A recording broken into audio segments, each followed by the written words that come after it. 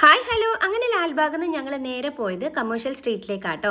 ഇന്ന് നൈറ്റ് ഞങ്ങൾ നാട്ടിലേക്ക് തിരിച്ചു പോവാണ്. അതുകൊണ്ട് ലാസ്റ്റായിട്ട് ഒരു ഷോപ്പിംഗ് ഏരിയ കൂടി കവർ ചെയ്യാം എന്നുള്ളത് കൊണ്ടാട്ടോ ഞങ്ങൾ ഈ ഒരു ലൊക്കേഷൻ അങ്ങ് ചൂസ് ചെയ്തത്. പിന്നെ ഉച്ചതിരിഞ്ഞ് അവിടെ എത്തിയത് കൊണ്ട് തന്നെ നല്ല വെയിലായിരുന്നേ. പിന്നെ അവിടെയുള്ള ഇയറിങ്സ്, ചപ്പൽസ്, ഡ്രസ്സസൊക്കെ അങ്ങ് നോക്കാൻ തുടങ്ങി. ജയനഗർ പോലെയുള്ളൊരു സ്പോട്ടായിട്ട് തോന്നിയില്ല. ഇവിടെ വണ്ടികളൊക്കെ ഇങ്ങനെ അങ്ങോട്ടും ഇങ്ങോട്ടും പോകുന്നത് കൊണ്ട് ട്രാഫിക്കിൻ്റെ ഒരു ബുദ്ധിമുട്ടുണ്ടായിരുന്നു കേട്ടോ. പിന്നെ അതൊന്നും നോക്കിയില്ല. പിന്നെ ഉച്ചതിരിഞ്ഞ് വന്നതുകൊണ്ട് തന്നെ നല്ല വെയിലുമായിരുന്നു. അതുകൊണ്ടാണ് ഞങ്ങളിങ്ങനെ ക്യാപ്പൊക്കെ വെച്ചിട്ട് നടക്കുന്നത് കേട്ടോ. ഇവിടുന്ന് ഞങ്ങൾ മെയിനായിട്ട് എക്സ്പ്ലോർ ചെയ്തത് ഓരോരോ ഫുഡ് ഐറ്റംസ് ആയിരുന്നേ.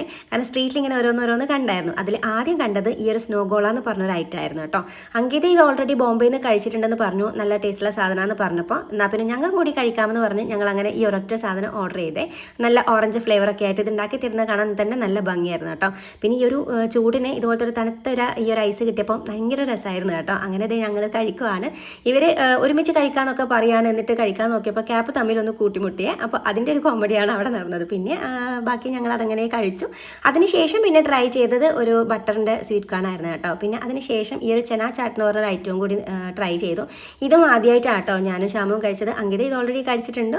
അപ്പം ഞങ്ങളും കൂടി കഴിച്ച് നോക്കട്ടെ എന്ന് പറഞ്ഞ് അങ്ങനെ ഈ ഒരു ഐറ്റം കൂടി ആദ്യമായിട്ട് ഞങ്ങൾ കഴിക്കും കേട്ടോ. പിന്നെ ഞങ്ങൾ അവിടെ നിന്ന് ബാക്കിയുള്ള ഷോപ്പിംഗ് ഒക്കെ തുടങ്ങി. പിന്നെ ഈ ഒരു ചപ്പൽസിൻ്റെ സെക്ഷൻ എത്തിയപ്പോൾ ഞങ്ങൾ അവിടെ നിന്ന് ഒരു ചപ്പൽ വാങ്ങിച്ചു കേട്ടോ.